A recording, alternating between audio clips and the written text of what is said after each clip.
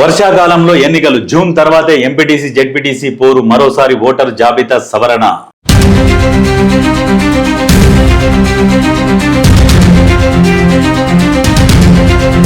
వ్యవస్థ రద్దు కాదని ప్రభుత్వ యంత్రాంగం అంచనా. అయితే అందరు ఏమనుకున్నారంటే ఎంపీటీసీ జెడ్పీటీసీలు రద్దు చేయాలని ఆలోచిస్తున్నారు కాబట్టి అవి అంతటా రద్దు కావాలి. కాకపోతే ఈసారి రద్దు కాకపోవచ్చు, నెక్స్ట్ టైం అయితే మాత్రం ఖచ్చితంగా రద్దు అయ్యే అవకాశాలు ఉన్నాయి. కానీ ఈసారి మాత్రం నడిపిస్తారు. జూన్ జూలై తర్వాత అంటే వర్షాకాలంలోనే ఎలక్షన్లు. అయితే ఈ వర్షాకాలం లోపల కూడా ఓటర్ల జాబితా సవరణ, రెండు ఓట్లు, ఒక్కొక్క ఓటు, కొంతమందికి మనుషులు ఉన్న ఓటు లేకపోవడం, ఇవన్నీ సవరణ చేసి ఎలక్షన్లు నిర్వహిస్తారు. ఈ ఎలక్షన్లలో కూడా గుర్తుపెట్టుకోర్రి, పోటీ పడతాయి. పోటీ కూడా ఇప్పుడు ఏమైందంటే, ఇంతకుముందు ఏంటంటే రెండే పార్టీల మధ్యన పోటీ ఉంటుండే, కాంగ్రెస్ బీఆర్ఎస్. బీజేపీ అంటే ఒక 5% కింద బీజేపీ ఉంటుండే. ఇప్పుడు ఏమైందంటే సమీకరణాలు మారినాయి, రాజకీయ సమీకరణాలు మారి కాంగ్రెస్, బీజేపీ, బీఆర్ఎస్ అయినాయి. అంటే బీఆర్ఎస్లు ఉన్న వాళ్ళు కొంత బీజేపీ వేరు. బీజేపీ 5% నుంచి 10%కి వచ్చింది. బీఆర్ఎస్ ఏదైతే 50% ఉన్నదో ఇప్పుడు 20%కి వచ్చింది. ఆ బీఆర్ఎస్లో ఉన్నది కూడా కాంగ్రెస్లోకి వచ్చింది. మీరు ఇప్పుడు అన్ని ఎలక్షన్లు కనుక గమనిస్తే, ఆలోచన చేసుకుంటూ వస్తే, ప్రతి ఎలక్షన్లలో కూడా మొన్నటికి మొన్న మున్సిపల్ 90% విజయం సాధించింది కాంగ్రెస్. సర్పంచ్లు కూడా దాదాపు 70%.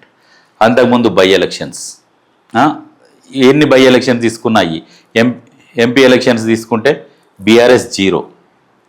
ఆలోచన చేసుకోరు.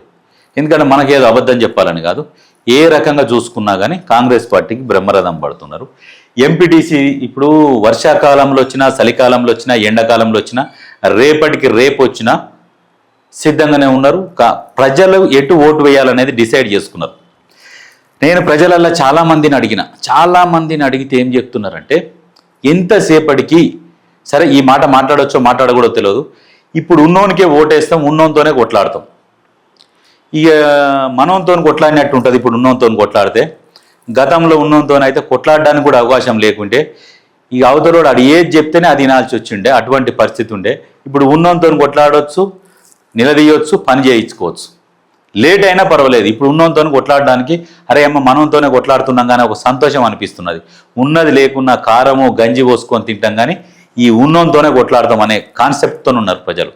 అందుకనే ఎన్ని దుష్ప్రచారం చేసినా మళ్ళీ ప్రజలు కాంగ్రెస్కే పట్టం కడుతున్నారు. ఎందుకంటే మేజర్ ప్రజలల్లో ఇదే ఉన్నది.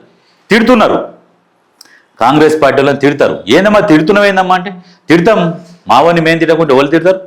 తిడతాం, పని చేయించుకుంటాం. మరి వీళ్ళని తిట్టే బదులు వాళ్ళ కోటేయచ్చు కదా వేరే వాళ్ళకంటే, అమ్మో వాళ్ళక వెయ్యం, వీళ్ళనే తిడతాం, వీళ్ళతోనే పని చేయించుకుంటాం, వీళ్ళకే ఓటేస్తాం. ఇది ప్రజలల్లో నాటకపోయింది. ఇక దాన్ని ఎవ్వరు ఏం చేయలేరు. అది నువ్వు ఎన్ని ఎలక్షన్లు పెట్టు, ప్రజలలో ఒకటి మైండ్లో ఫిక్స్ అయిపోయింది.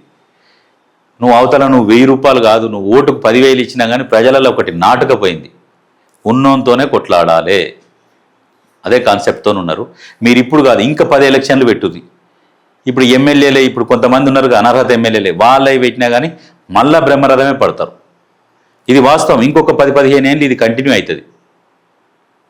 రేవంత్ రెడ్డి ఉన్నన్ని రోజులు మాత్రం ఇది ఈ సిస్టమ్ కంటిన్యూ అవుతుంది. ఆయన మీద అట్లా నమ్మకం ఏర్పడ్డది జనాలకు. కొట్లాడాలి, మనోడే. అందరు సారు, పెద్ద సారు, ఇద్ద సారు అని మాట్లాడతారు కానీ రేవంత్ రెడ్డి దగ్గరికి వచ్చేసరికి ఏమంటారు? రేవంత్ అన్న అంటారు. అది ఆయన అది తెచ్చుకున్నాడు. అదే సిస్టంలో అట్లనే పోతున్నాడు. ఎక్కడ కూడా ఎవరిని కూడా ఎంతమంది పలకరించినా కానీ విసుక్కోకుండా ఆయనను కలుస్తందుకు వచ్చిన వాళ్ళని ప్రతి ఒక్కరితో కలుస్తాడు. సెక్యూరిటీకి చెప్పి అందరిని నెట్టేవా అని గతంలో లాగా కాదు, ఏడికెళ్ళి కిందంగా పోయి చేయగలుగుతారని అవుతూనే ఉంటాడు. అట్లా ప్రజలకు దగ్గర అవుతుండే ఆయన. ఇది